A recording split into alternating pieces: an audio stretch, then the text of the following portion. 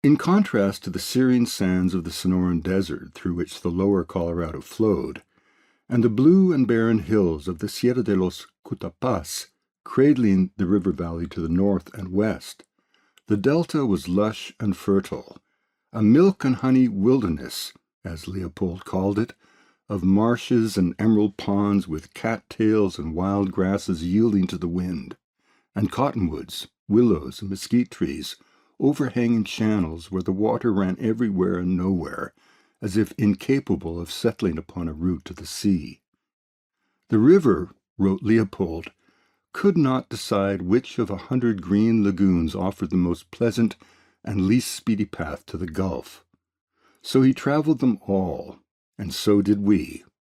He divided and rejoined, he twisted and turned, he meandered in awesome jungles, he all but ran in circles, he dallied with lovely groves, he got lost and was glad of it, and so were we.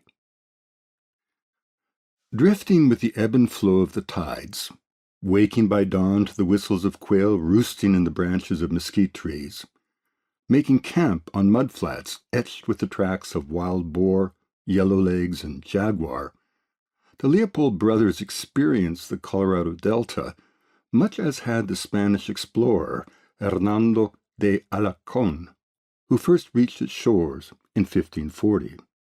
There were bobcats draped over cottonwood snags, deer, raccoons, beavers, and coyotes, and flocks of birds so abundant they darkened the sky. Avocets and willets, mallards, widgeons, and teals, scores of cormorants, screaming gulls, and so many egrets on the wing that Leopold compared them in flight to a premature snowstorm. He wrote of great phalanxes of geese side-slipping toward the earth, falling like autumn leaves. On every shore he saw clapper rails and sandhill cranes, and overhead doves and raptors scraping the sky. It was an exquisite landscape, rich in fauna and flora, with hundreds of species of birds and rare fish, and along the mudflats, melons and wild grasses that yielded great handfuls of edible fruits and seeds. But the brothers' sojourn in the Delta was not without its challenges.